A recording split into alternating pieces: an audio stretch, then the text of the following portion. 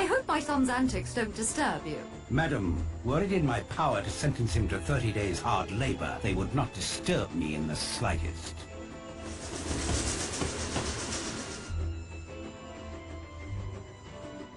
Smashing day for it. On holiday? No.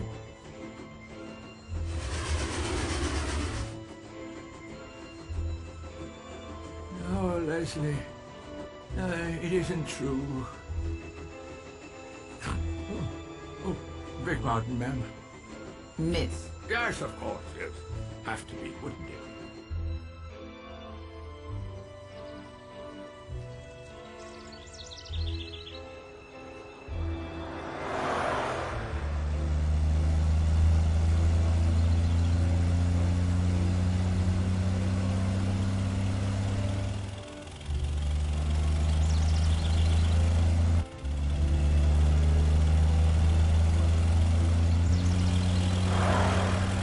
Damn fool. I suppose I'll be expected to tend to his wounds after he piles up, with no fee at that.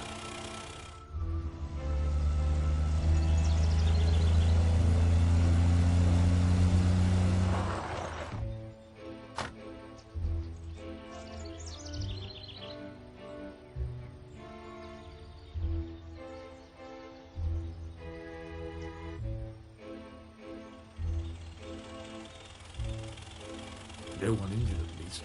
No apparent damage to the cars. Young fool must lead a charmed life.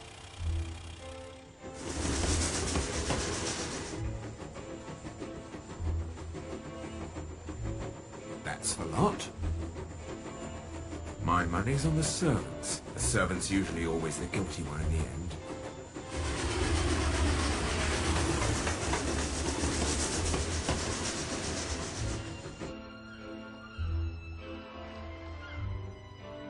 Welcome to Sticklehaven, ladies and gentlemen. I'm Davis, the harbour master.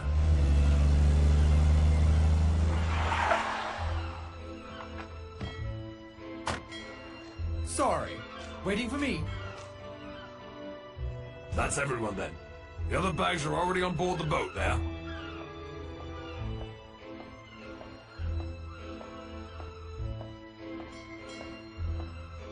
Blimey. It must be him. In the flesh.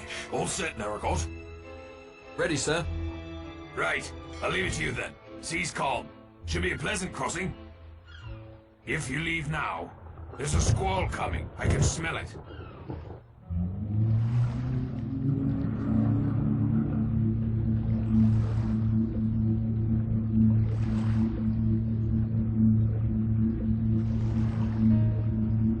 Why is it called Shipwreck Island? Well, the weather can turn nasty quickly. There are many submerged rocks, lots of wrecks hereabouts, and that big rock at the tip is said to resemble a beached schooner. The locals call it Ship Rock.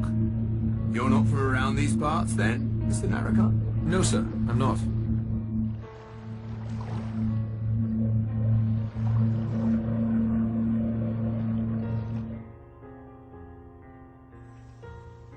It will never work.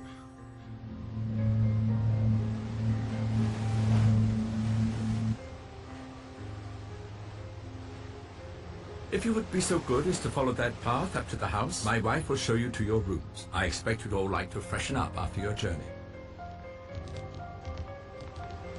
Where's Fred? Under the weather. I took his place. You'd be the brother then. I see the resemblance. Will you help me with the bags? Yes. I've been hoping to get a look at the house.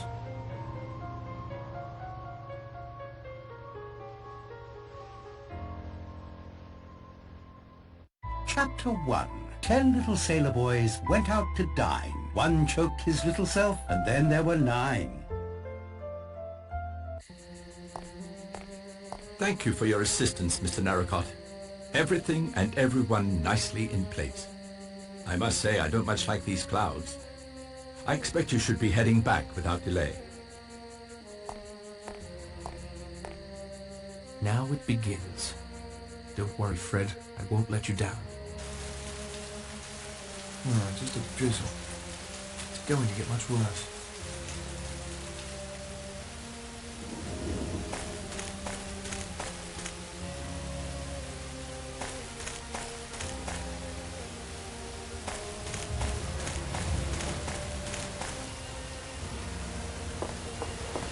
scuttled. I wonder who would have done such a thing.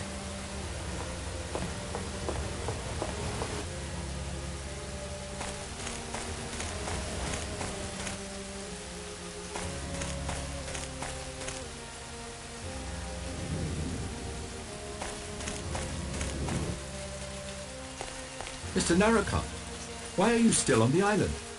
Someone scuttled my boat. Scuttled? Wrecked, you mean? But who on earth would do such a thing? I intend to find out. But that means who will come for us on Monday? Unless this storm lets up, no one. Dear me, dear me. Come in, come in.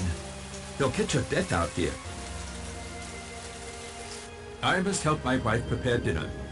I'll have her fix you up something in the kitchen. Thank you. Where he's going to sleep, I'll never know. Ethel won't like this one bit.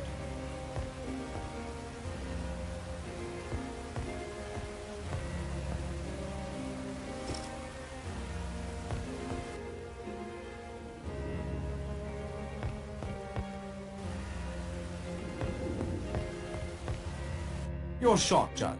Yes. You haven't left me much, I confess. I knew judges listened to confessions.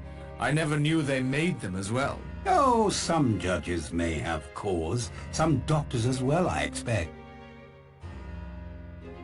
May I ask you a question? Not now, man. Can't you see we're busy?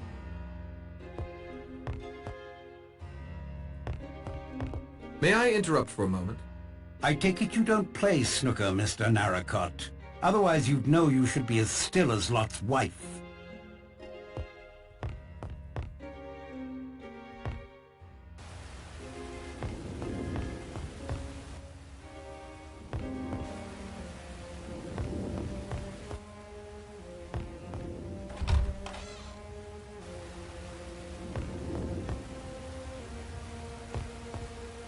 Ten little sailor boys.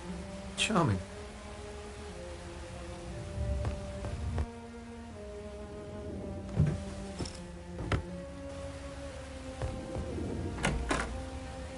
It'll never work, I tell you. We should never have agreed. A house party only a week after we arrive? And no other help? Ethel, calm yourself. You promised me. Never again, you said. How was I to know? Oh, Mr. Narracott. Ethel will be preparing you a meal in here once the guests are served.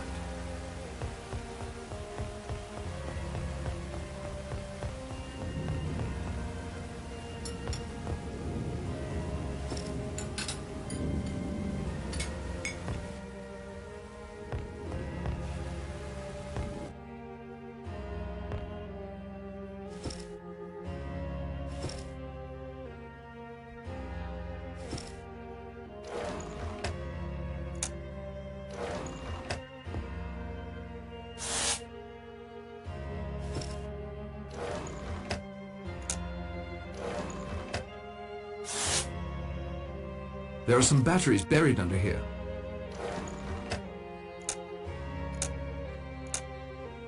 That works. Just barely.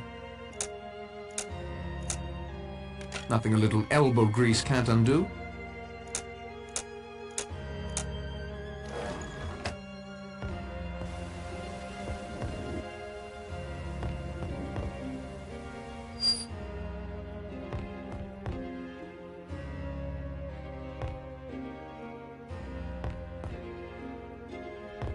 Would you just look at all these silk sheets?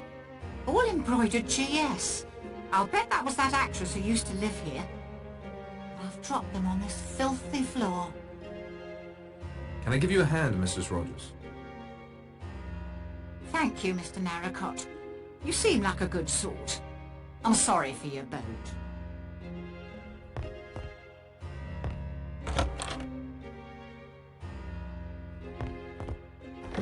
It's tightly locked.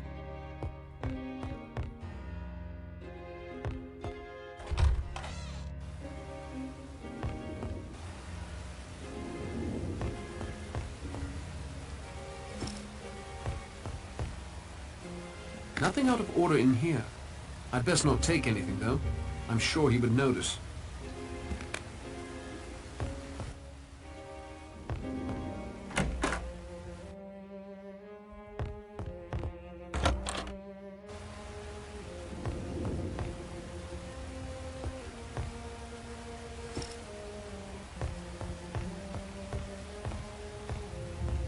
Once a bent copper, always a bent copper. Right, Fred? You're talking through your hat. You were the Purcell gang's inside man on the force, not my brother. Your brother? Don't try to kid me, Fred. There's still a handsome reward out for you. Fred is my brother. I'm Patrick Fane. No reason for me to believe you that I can see. There's still a big reward out for Fred Fane. You scuttled my boat to trap me here. You recognized me, too. I saw it in your eyes. Only because Davis showed Fred the passenger list yesterday. I came in my brother's place. We didn't think you might mistake me for him. Fred is 8 years older than me. Look closely, Blore. You do look young, I noticed that. Thought it must be the sea air. You were taking the Purcells' bribes for years. After the Landor case, people began to ask questions. The Purcells needed what the Yank detective novels call a fall guy. My brother was framed, you were in the clear. Your whole story sounds like a detective novel. I've never stopped trying to clear Fred's name and put you in Dartmoor prison where you belong. Thanks to your greed, I may now have that chance. Maybe you're Patrick, maybe you're Fred. I don't know, and I don't much care. You're either a criminal, or you've been harboring one all these years. I wonder what my fellow guests will think of that. Go on, Mr. Narracott. Hop it. I need to prepare for dinner.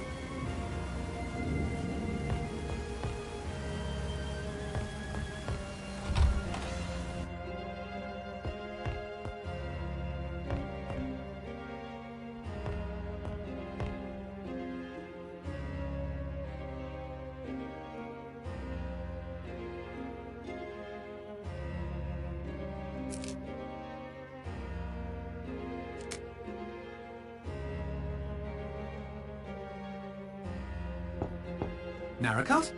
I thought you'd be long gone by now. That storm's getting pretty fierce. Somebody scuttled my boat. I saw Blore watching you like a hawk eyes its dinner. Could it have been him? Possibly. Any idea why? I'd rather not say. Suit yourself. I'd better get ready for dinner. Oh, Mr. Narracott, I thought that you'd left us. Someone scuttled my boat. Oh, but that's dreadful. Surely the harbour master will send another boat when you're missed. Not in this storm, I'm afraid. And even then, it won't be reported. Why ever not? My brother. He knew I might not be immediately back. I'm terribly sorry for your trouble. The Owens should be arriving shortly. I'm sure you can get a ride back in that boat. If you'll excuse me, I must get ready for dinner.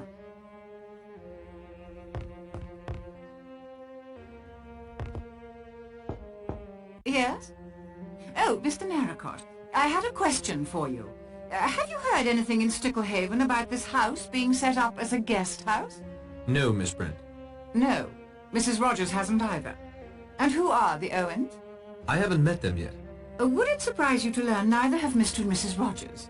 It's odd. Very odd. If you'll excuse me, Mr. Narracott, I must make dinner preparations.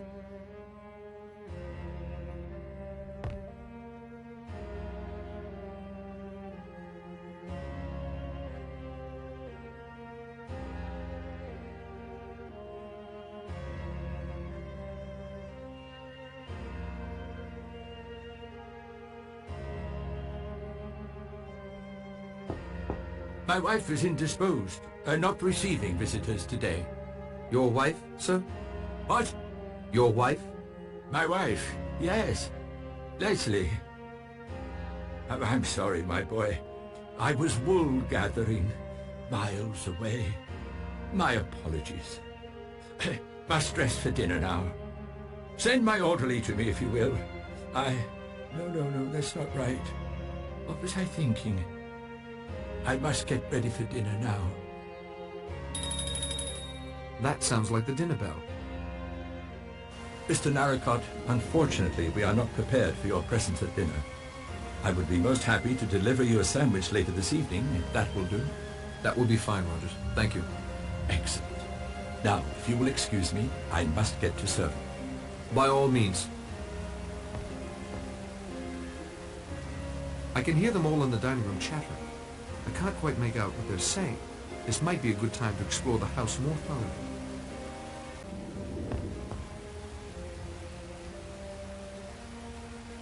Aha!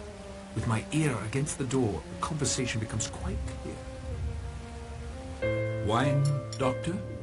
No, thank you, Rogers. I never touch alcohol. Except for sterilizing wounds or instruments, of course. I tried to collect some apples from an orchard on the island, but a bee stung me. I'm afraid I dropped the basket and ran. No need to apologize. I myself am dreadfully allergic to bees, wasps, hornets. I'm sorry to hear there are these here. Oh, you must take care. There's all sorts of those bee house things. What do you call it? An apiary. Oh, I thought that was for monkeys. Ethel. Miss Claythorne, we've never met, but I do seem to recall your name. Oh? Yes, from when I stayed at that stuffy old hotel near St. Trednick. Do you know it? No. No, I don't think so. Really? How extraordinary. I was so shocked. Narracott says he's not Fred Fane, but his brother. It may well be, but he bears watching. Seems like such a nice man. They said the same thing about Stevenson, the child murderer. I confess I've never met our host, Mr. Owen. What kind of a man is he? Rogers? We haven't seen the Owens either, sir. We were only engaged a week ago by letter, and asked to make the house ready. So no one has actually met the Owens. How extraordinary. I, for one, will have some sharp questions for the Owens when they do arrive.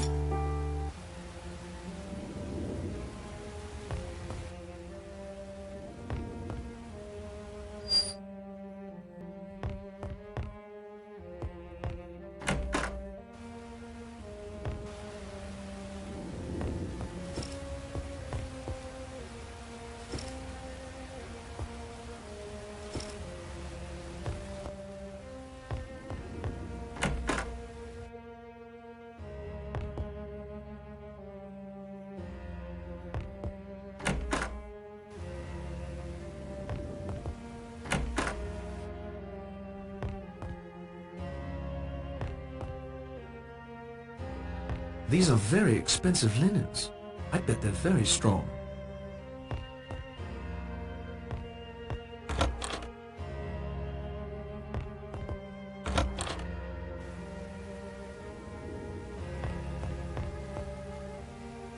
No need to call unnecessary attention to my snooping.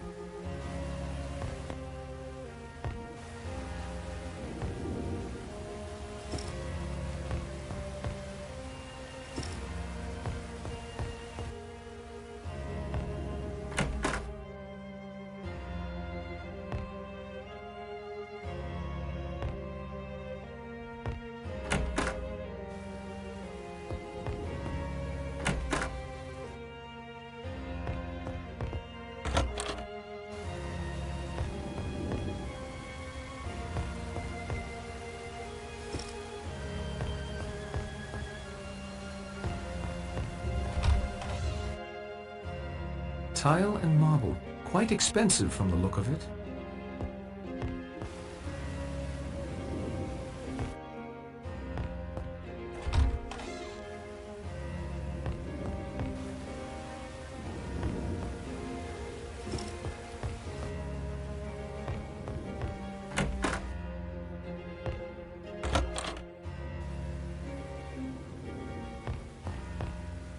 I almost swear I recognize that chap. Does he have the eyes of a killer? I think I recognize this lady. Perhaps she owned the house in the past. Who knows? She may still.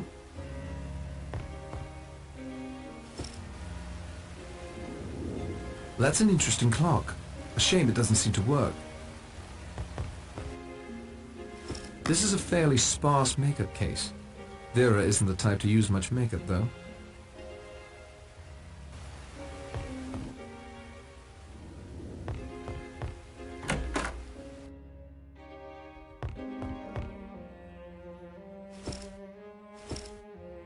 Various toiletries. Nothing of interest that I can see.